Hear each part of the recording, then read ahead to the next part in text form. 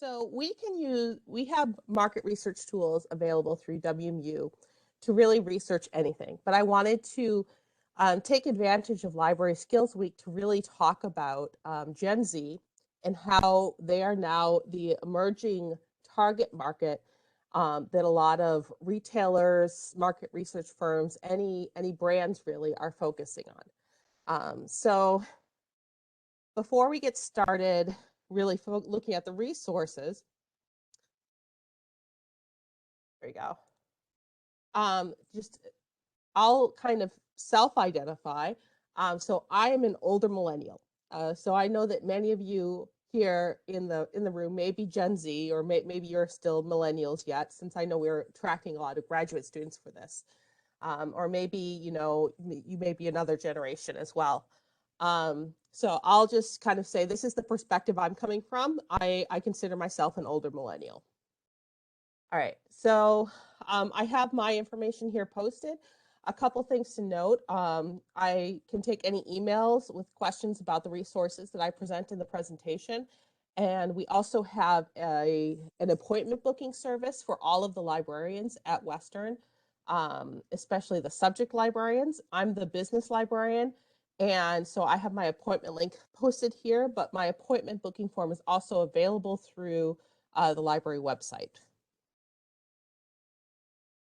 So just giving a bit of a table of contents for the presentation today. So I want to start with a little bit of generation trivia, just to explore the concept of generations, because it's not really it's a pretty modern concept in itself. Then kind of talk about who is Gen Z, the impact factors that have defined Gen Z, and then we'll get into discussing how Statista, Mintel, and MRI Simmons Insights can lend resources to your search. And I'll post this link in the chat when I can get it. And this is the link that I'll be using to access Statista, Mintel, and MRI today. I want to use this resource because I have a few help guides that are on this page as well. But each of these three can also be accessed directly through our alphabetical listing in the Find Databases menu that is on the library website below the library search box. Right. So if you want to post your answer into the chat, the first question I have is, who coined the term the lost generation to describe those who reached early adulthood during World War I? So does anyone have any idea who this might be? If you were paying a lot of attention to the slides before the presentation, you might know, because this slide was actually visible with the answer.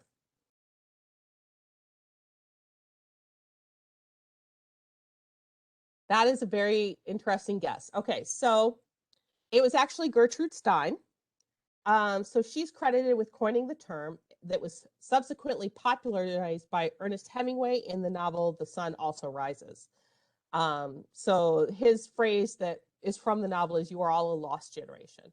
So the reason I bring up the lost generation is because they are the first generation in the United States that is typically named, typically understood to be a named generation. So the idea of referring to generations as a social cohort started in the 19th century, and it's a fairly new idea. So previously, people would talk about generations in terms of generations in a family. But this idea of millennials or boomers or the lost generation, that's a very recent idea. And I'll just state here that a lot of this information was taken directly from Wikipedia, so just kind of even putting it in the title of the slide. All right, so the next question I have is, who founded the theory that generations are formed by the impact of major historical events on a social cohort? I'll just pause briefly here because I would be very surprised if anyone knew the answer to this. So what this is asking is that prior to this theory, everyone defined social cohorts just by years. Like, so they would have a beginning year and an ending year, and they would say this is a social cohort. But this theory, the impact theory, was the idea that major historical events that we all collectively experience forms a social cohort, forms a generation. So dates are not as relevant. It's kind of like, what are our shared memories and shared experiences? And the person who came up with this was Karl Mannheim in his 1928 essay.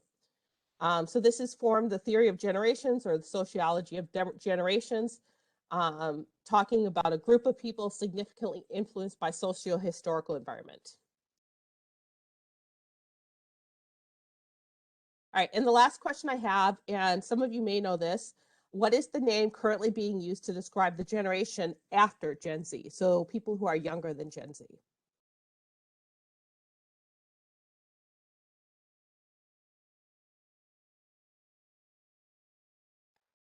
No guesses. Okay, so, oh, yes, it's Generation Alpha, actually. So this was coined in a 2008 survey that was conducted by a consulting agency, and they actually surveyed people asking what should the name be. And a lot of people said Generation A, and so Generation Alpha came up, and the person who coined the term felt that this was appropriate because this is the first generation wholly born in the 21st century, and so they're the start of something new and not a return to the old. Who knows if this name will stick? The millennials used to be called Gen Y. Gen Z, the Zoomers, at one point were called the I generation. So we'll see if this name sticks. All right, so kind of after having a bit of a understanding of where generations, the idea of generations came from, let's talk about Gen Z. So Pew Research Center is a nonprofit, I think they're called a think tank, and so in 2019, they came out with an article that tried to answer the question of where is that line? Where does millennials stop and Gen Zs begin? So they drew that line in 1996, 1997. So if you were born 1997 or later, they said you were Gen Z. And they later defined that to be 1997 to 2012.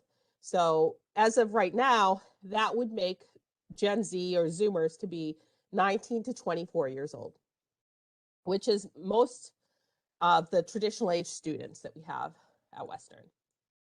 So in May 2020, Pew, the same place, they came out with another article that kind of tried to draw some parameters around who Gen Z was. So most ethnically and racially diverse of all US generations, on track to be the most educated generation in the US, politically similar to millennials on most major issues, and more likely to know someone who uses gender neutral pronouns, or say forms should offer gender options other than man or women. Now, we talked a little bit about those historical social events, those impact events. So some ideas for impact factors for Gen Z, and these are ones that have been commonly posited. So just, a quick note that people in Gen Z ranged in birth from, the Bill Clinton administration to Obama. Most do not remember a pre-9/11 society or have very early childhood memories. I don't know about you, but I didn't really start remember geopolitical events until I was like 6. Digital natives who came of age after the proliferation of social media and smartphones. So just a few dates here on when Facebook launched and Twitter, and when the iPhone came out, kind of during the childhood of people in Gen Z. Interestingly, digital natives used to be a name that was referred to Gen Z. That was one of the ones that was in the running. So this is kind of interesting. I did a Google image search for Gen Z or Generation Z, and I would say that about 40% of the results had young people looking at their cell phones. So I find this kind of interesting because as a millennial, there were, we were stereotyped for a long time, and I'm sure we still are. Every generation gets stereotyped. And so this seems to be the stereotype that market research firms are making for Gen Z. So some other impact factors, many older Zoomers observed the impact of the 2008 recession on their families, while some younger Zoomers were born post-recession. They have the highest levels of anxiety among generations over the issues of climate change and gun violence. And then just some relevant dates on major school shootings. The Columbine high school massacre is a pretty early one, but I wanted to include it as sort of a precedent to the others. And then the oldest Zoomers entered adulthood and the job market during the COVID-19 pandemic, something we're still going through.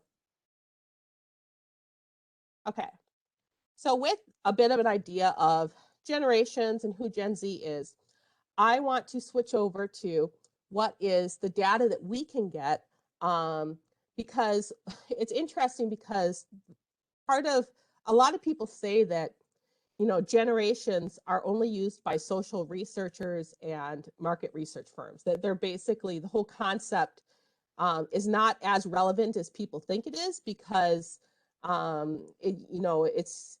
it's mostly used for the purposes to do studies or to determine buying patterns. So we'll explore one of those usages today, which is to explore buying patterns. Right, so I'm going to start by going to the library website, and I'm going to navigate to the guide that I mentioned. So you can get to the research guides, I think, course and subject guides. I usually go through the databases button. So I am going to select business because I'm going to the business subject guide. So here we have an alphabetic list of all of the databases that are selected for business. So we have some market research databases, which is what we're exploring today. We also have some industry profiles, company information. Let me send you the link really quickly in the chat to this page. All right. So from this page, you can see my profile box with my appointment booking sheet. And then you can see all of the guides that I put together for some of the business classes. And here we have the business resource guide. I'm going to go to the marketing tab, and I'm going to send this URL in the chat again. Okay, so part of the reason that I like this tab is because I have a couple tutorials here on how to use the resources, and several PDFs on how to use some of the resources. You can see that there are two for one we're looking at today, MRI Simmons Insights.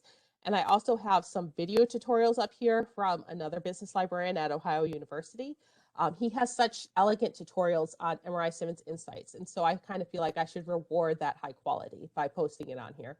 And he knows I posted it on here because I've told him many times I posted them. And so I wanted to make sure that you guys had access to this page so that you'd be able to access and know where these resources are after the session, especially for MRI Simmons Insights, which is a little bit more complicated to use. And that's why I have these guides available.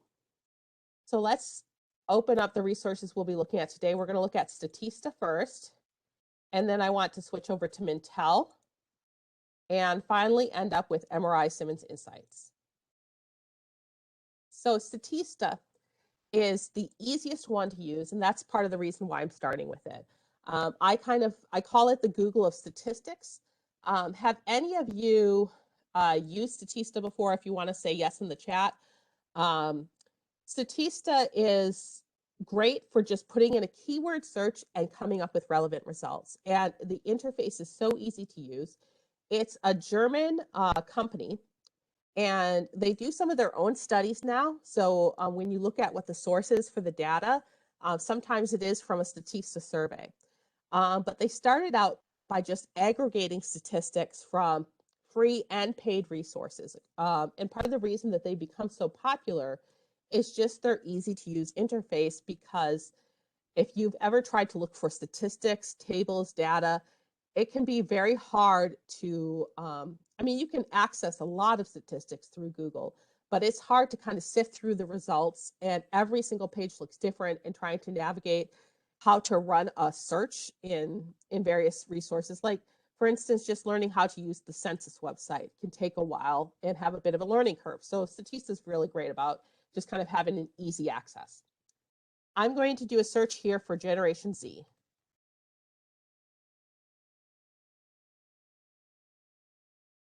And so when I do a search for Generation Z, One of the things that I'll point out is that a lot of the results are from countries outside of the United States. Statista is a German company, and they're very strong in international data. So this is, I use this a lot in like the international marketing class and the international business class because they're very strong in this area.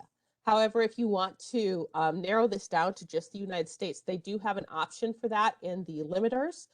So I can just do a quick search and click refresh search.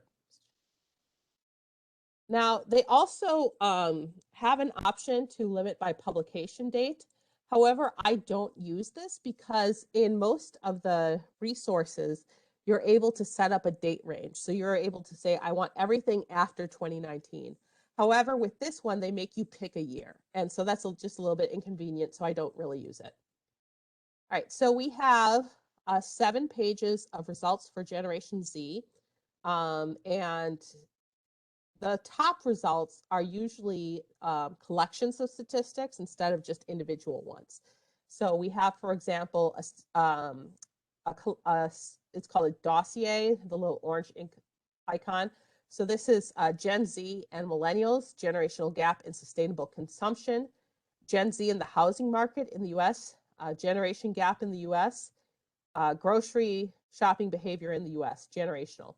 I'm going to open this one in another tab and come back to it later. But just going through some of these results, you can see the range in what's available. So types of diet, cuisine, favorite brands, products, and services, eating habits,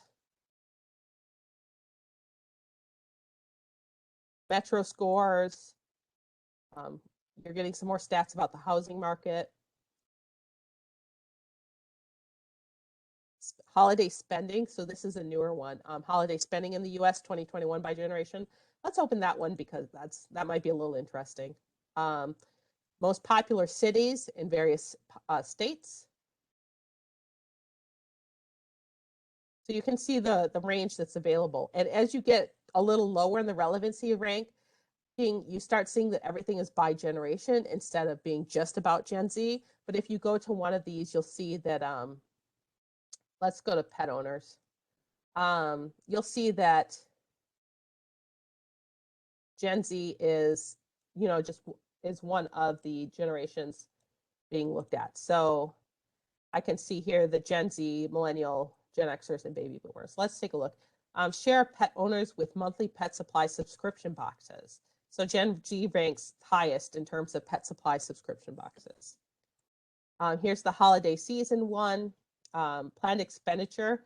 So Gen Z ranks lowest. This is planned spend in US dollars. So the average for Gen Z is 1,154. And the one with the highest expenditure is millennials, which makes sense to me because I have 2 young kids and I'm spending a lot of money on presents this year. All right, so we'll look at one. Sorry, I'll reopen that one. So what I wanted to do while we're looking at this individual one was just point out some of the features. So they have a citation option where you can get the citation. You always want to fact check these, but it is notoriously hard to cite statistical data. So this is a really great feature for Statista to have. You can see some source information here. So this is from PwC and they have a link. Sometimes this link will take you to the actual report and it looks like this is doing that here. And then also you can click on the details tab, see how many, the survey time period, the number of respondents, any supplementary notes on methodology, and the release date of the data. So this is actually interesting because this is showing one example of how Statista is mining data. So PwC is a market research firm, and what they're doing here is publishing just some overall highlights from a report that they did. And they kind of want people, they're using this to kind of pull in people to buy other reports. But Statista was crawling this and it captured all of the data that they had available here. So they pulled that all into their system. I'm going to go to show you one example of a dossier. So they have these available as PowerPoint or PDFs. I typically use the PowerPoint because if I have the PowerPoint spreadsheet or the PowerPoint, I'm able to do some manipulation of the charts. And I like that because, you know, you don't have to depend on the color scheme or the data that they provide. So I can go in here and I can delete certain years, things like that. So I can go into the, I think it's this button. I can change the chart elements. And I can delete some of the years. I keep double clicking this thing. I can delete some of the series and kind of change the data to display how I want it to. So that's the advantage of the PowerPoint. With each of these charts, they have a reference. So I can go to the reference at the end of the document and find more information. This is the source and methodology information from that you would have found if you looked up this chart individually. And then there's also a, on each chart, in addition to the page number where they have the reference at the bottom. Let me make this a little bit bigger. So to get to the reference, I clicked on this page number. And in addition to that, they also have this ID number. And if you click on the ID number, it takes you to, it should take you to the Statista page. Here it is. It should take you to that individual chart in Statista. So that's the ID number and the page number. If I look at the sources here, we have some government data from the Census Bureau, the Department of Labor, Bureau of Labor Statistics. But we also have, as I go through, let's go through, skip a bit more. Here's something from Morning Consult.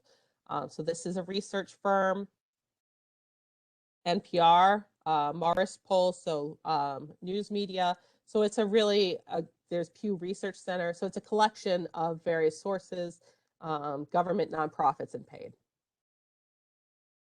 So those are the basics of Statista. And honestly, I know that Statista is used the most by the business students, but it is great for, I think, any need for just quick statistical information. I call it my Hail Mary database, which is a football term for when you just kind of throw a ball at the end of the game and hope somebody catches it. But it's because it seems like whenever I search in Statista, I usually find something that could be a source, a relevant source for the assignment. So if I do a search, for example, for ice cream, no, let's do ice cream. Let's do something that's more of a social issue, homelessness.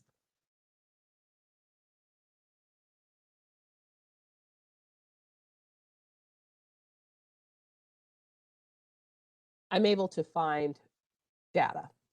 So it's a great general database to know. All right, so I'm going to switch tracks and move from something that I think is a really good general resource to something that's very specific to market research, and that is Mintel. This is an interesting page to be looking at. So this is their terms and conditions of use.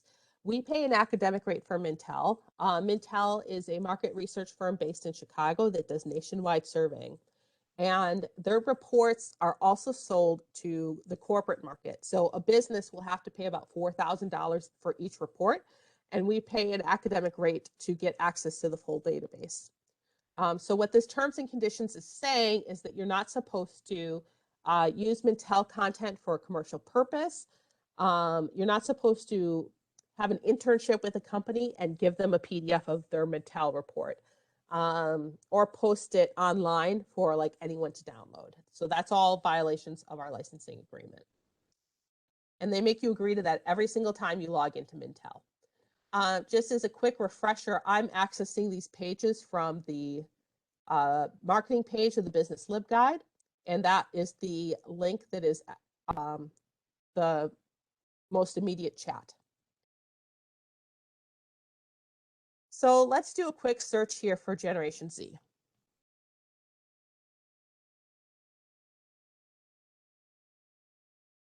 All right.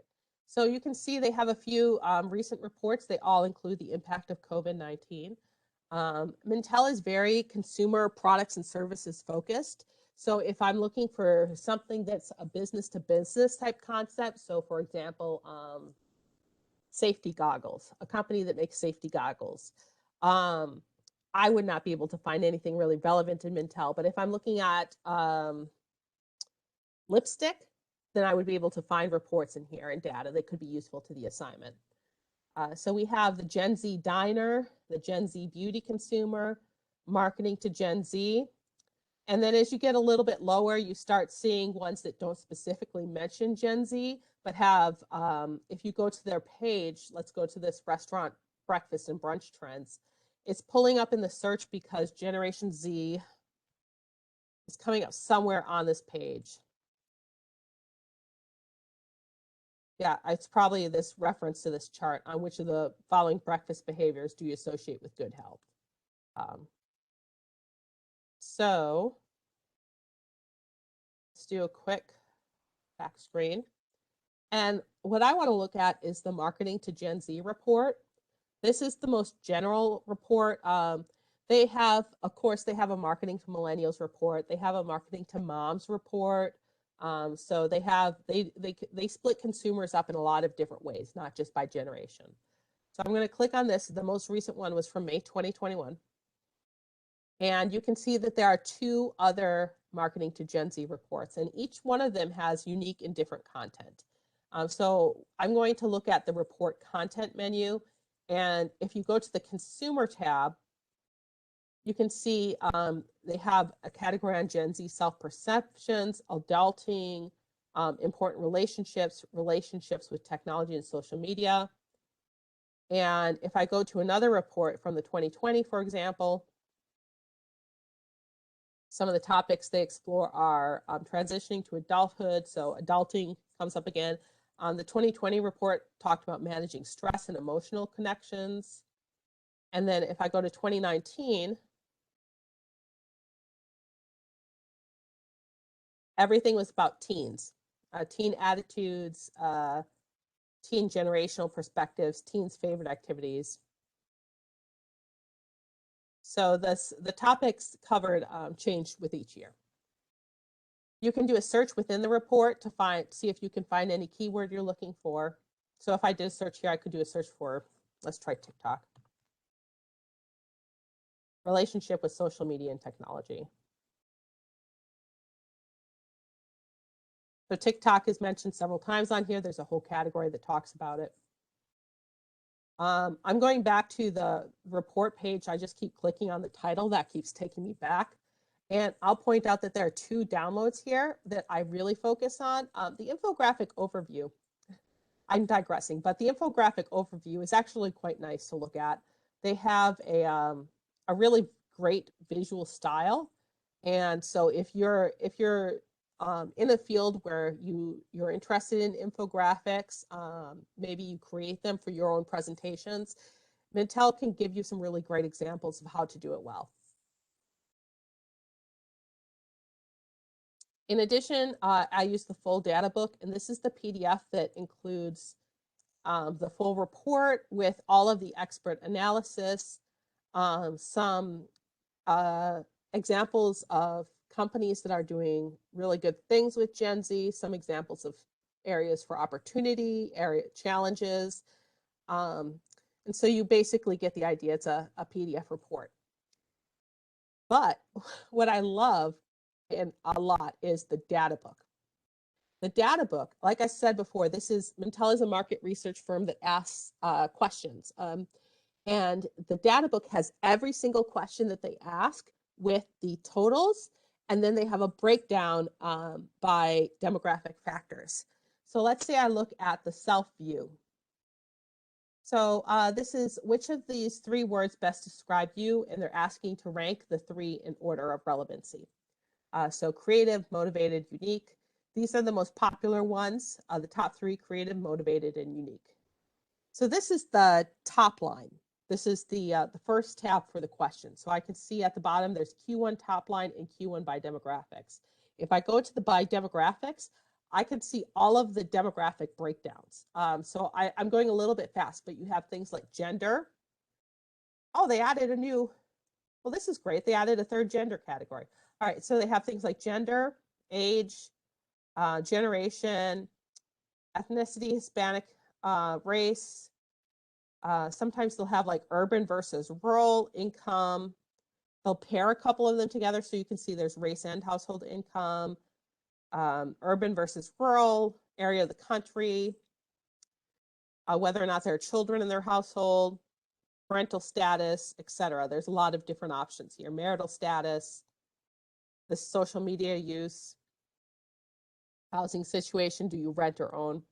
So you can see the power in the data book. You can get a really close look at a specific demographic. And what I like to do also is compare them to the average, right? So the average is always at the top, and I'll freeze these top rows and then look for people who are like really above average or below average. So for example, with creative, that's 19% average. And where's a big, here we go. There's a 28 up here I saw.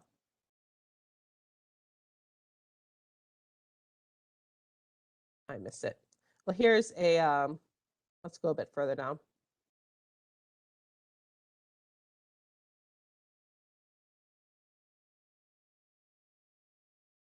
Here's a 25. So people who are on Twitter, who use Twitter daily, they rank themselves as creative at 6 percentage points higher than the average. And then here's people who are on Snapchat actually rank themselves as creative 1 percentage point lower because the average was 19. So when you look at some of these, you can find some interesting interpretations. Save this. All right, so going back to Mintel, you can see then with the demographic menu that not only is it useful to look at the generational reports, but you can look at any report and get generational data. So say that I'm looking at men's personal care. I can go into their data book, which I'm doing right now, and they have 2 different categories you can look at to try to get generational data. So let's look at appearance concerns and then go by demographics. All right. So one of them is, of course, age. So the age range for Gen Z right now fits really nicely into the data. It's 18 to 24. And then you can also go by generation. So here's generation. Since this data was since this data was collected, let me go to the top line here, the contents. This gives you the information. So this fieldwork for this data was in August of 2021.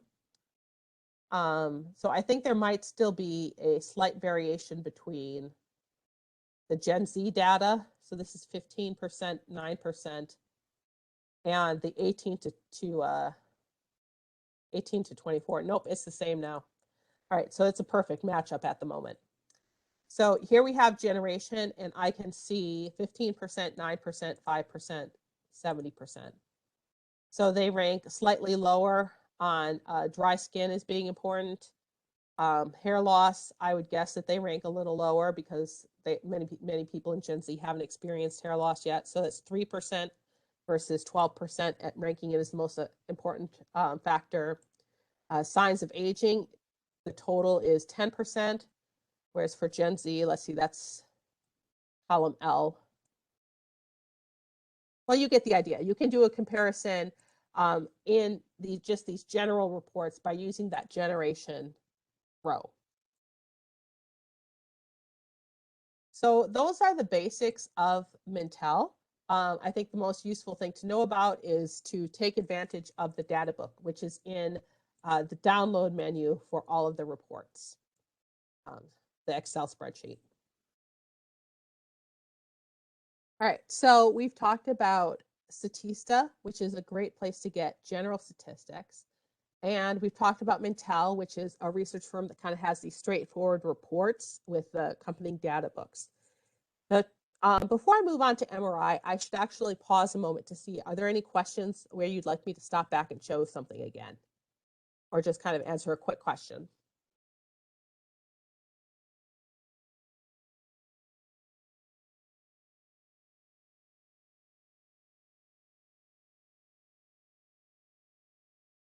Okay, I'm not seeing anything, so I'll move on. So MRI is the trickiest one to use.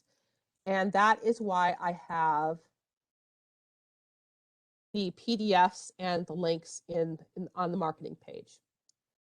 So I'm going to run a few reports, but if you kind of feel like your head is spinning, you'll want to go back to that page, and I have some guides on there that can act as really good refreshers. All right, so it takes you by default to the crosstab page. I'm going to go up to the Essentials menu and just run a quick report really quickly.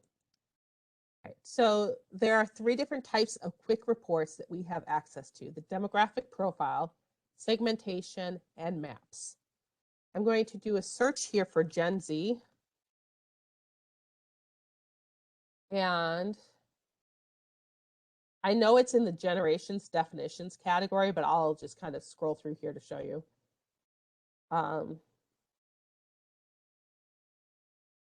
Okay, it's way at the bottom. So if I click on generations definitions, I know it's there. So I can just select Gen Z. So here it has Gen Z is 18 to 20. The reason for that is because the data from MRI is a little bit older. They are also another company like Mintel that will sell to a corporate audience. And what MRI does is they make you wait a little bit longer on the academic product to get access to the most up-to-date data. So we have to wait. Our data is a little bit older. So I have Gen Z selected, and I'm going to click the target button, and now they show up in the target box. I don't need anything in the base box because the base by default is all US adults. So the only box that I really need to have is the target box. So I have demographic profile selected, and I have to click on the run arrow to actually see the report, which is very counterintuitive because I feel like I should just be able to double click on the demographic profile, but it's always the run arrow. So we have a little bit of a breakdown here. Some of this may not be surprising. There were 23,615 people in the sample, and of those, 768 were classified as Gen Z. So this is older data. If I were to get access to this year's data, I would probably have a much larger sample size for Gen Z. Median household income you might find surprising, but remember that this is including everyone in the household, and most Gen Z people, especially a couple of years ago, were still living with their family. I'm going to show you just something really quickly on the graphic. So as I scroll over, I can see 4 different data points. I can see the samples. Let me see if I can make this bigger. All right. I can see the sample size. So of the 768 Gen Zers, for people who are high school graduates, that constitutes 297, which is 44% of the sample that was from Gen Z. The weighted is in thousands. So this is saying 5 million US citizens or US people.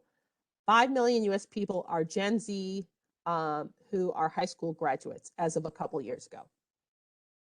And then finally, the last one is the index number. I'm going to go into indexes a bit more, but right now what's important to know is that a high index is above 100 and a low index is below 100.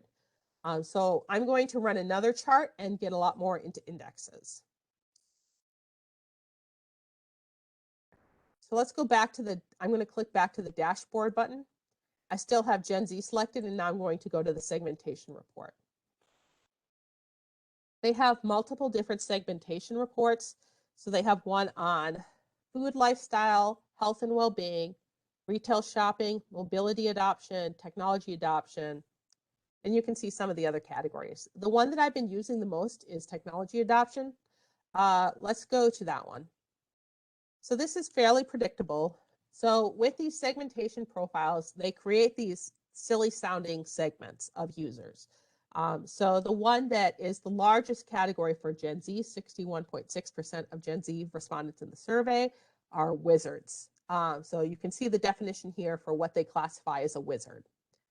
When I scroll over this, I can see that this constitutes 62% of Gen Z and that they have an index of 187. let me explain the index. So over 100 is a high index, right?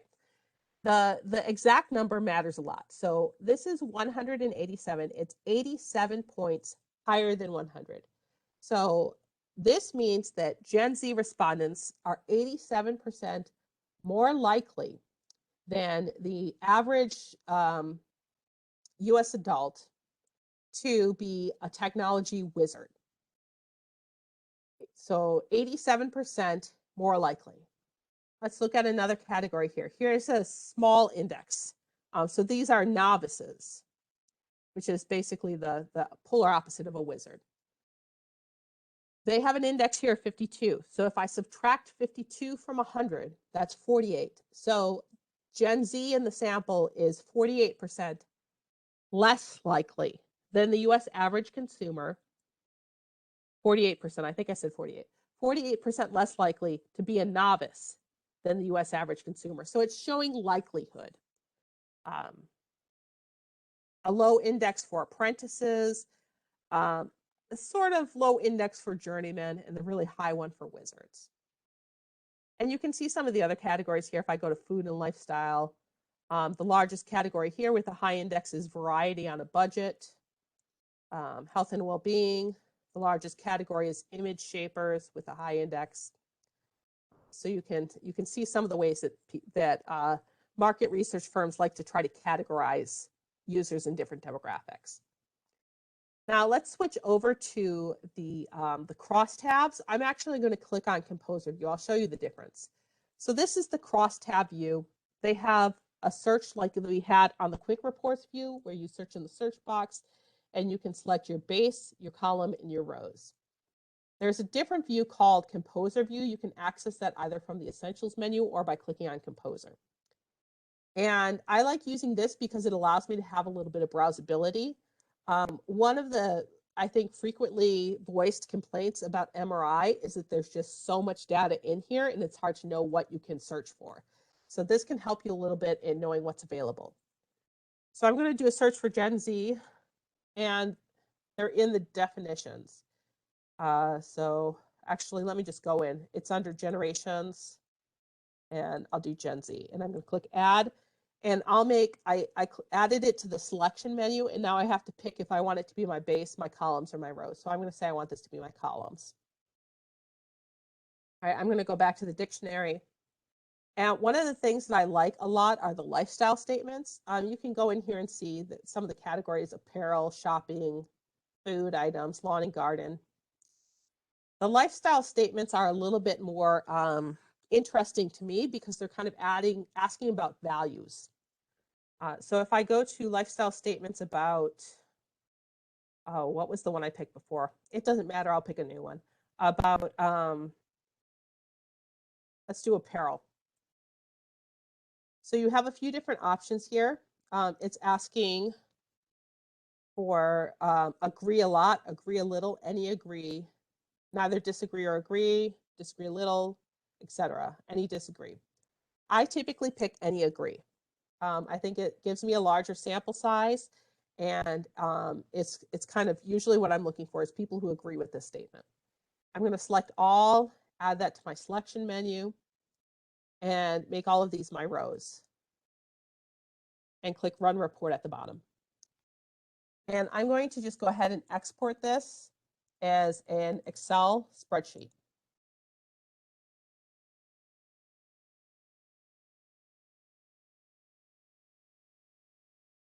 All right, let me manipulate this a little bit. I'm going to make it bigger.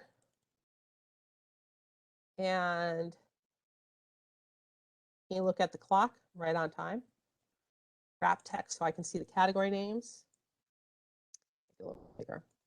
All right, so we can see here that the dates of the data collection was from late April of 2018 to early June of 2019.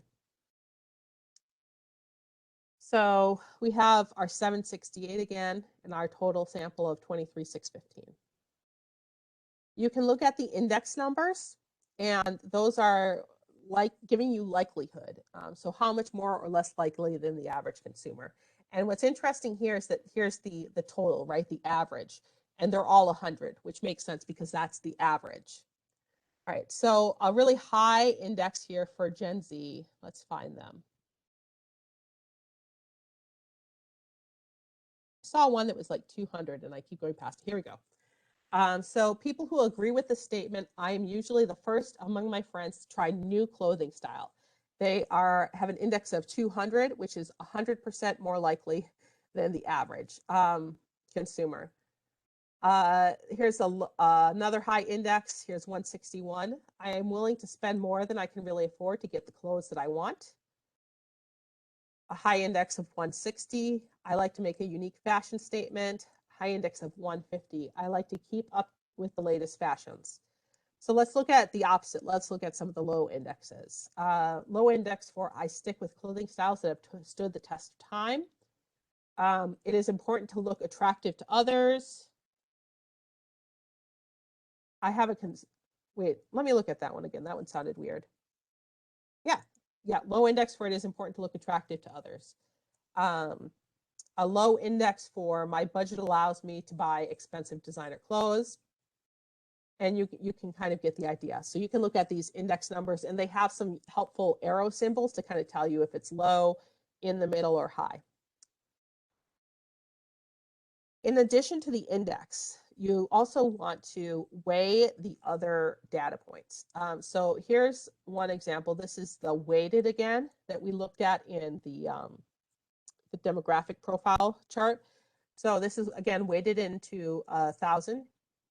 So this is saying there's 11 million 18 to 20-year-olds in the US as of 2018, 2019. And of the ones who, let me rank this. I want to rank this. All right, data, sort. All right, sort it by weighted, largest to smallest. Okay, so here's the largest one. 8.2 million Gen Zers 18 to 20 on those dates agree that comfort is the most important factor in what clothes I buy. So this is an interesting example because if you look at the index, it's not telling you the full story. Gen Zers actually indexed low for this statement. However, it's the most popular statement among Gen Z respondents. And you can see that the reason for this is because it's the most popular overall. So 84% of the general population, I'm getting a little ahead of ourselves, but 84% of the general population agrees with this statement, and only 73% of Gen Zers do. So that's why it's important to balance the population size that answer the question with the index numbers. A lot of people get blinded by the index numbers. The lowest ones, so here's a really high index of 165. I buy almost every season. I buy new clothes in order to keep up with the latest fashions. That's very popular with Gen Zers in terms of likelihood, but in terms of actual numbers, only 2 million Gen Zers agree with that statement out of the 11 million total. All right, so I went into the green category. I was going a little bit ahead of myself. So this is called the vertical percent, and then the next category is the horizontal percent. And this is all in the video tutorials and in the handouts for MRI. But what these do is they tell you which direction to start your statement. So the vertical is the column. So of Gen Zers 18 to 20, 73% of them, and then working myself over the row to the horizontal, of Gen Zers 18 to 20, 73% of them agree that comfort is the most important factor in what clothes I buy. You do the opposite thing with the horizontal comment, the horizontal column. So you would start with the row and then work up to the column. So of people who agree that comfort is the most important factor in what clothes I buy, 4% of them are Gen Z 18 to 20. It would probably be a larger percentage now because we're only including 3 years of Gen Z in this data. So Gen Z is a much larger generation. And I think that 18 to 24, that's like 6 years of data now instead of just 3. Am I counting wrong? Maybe 7 years, yeah. So we have the index number, which is telling us the likelihood. the sample, which is telling us the total number of respondents from the study, the weighted, which is taking those respondents and then, what's the right word? Projecting them onto the national population in thousands. The vertical, which is telling you what percentage of the column engages in that specific behavior. And then the horizontal, which is telling you what percentage of the row is the column. So you can always schedule an appointment with me too if you want to go over these sheets again, if there's a specific thing you want to search for. We do have a little bit of time left, so I want to show you an example of how this can be used with brands. And so for that, I'm going to go back to the composer. And I already have Gen Z selected. I'm just going to click the little trash can symbol next to the rows and delete all of them. And so let's go with, I think the example I looked for earlier that worked okay was candy. So I'm going to go to brand consumer and look at chocolate and other candy. And I'm going to look at all brands and add those to my rows instead. So what I'm going to be doing is looking at what brands of candy Gen Z eats. So I'm going to work with the data from here instead of going into the Excel spreadsheet. All right, so we have the total data.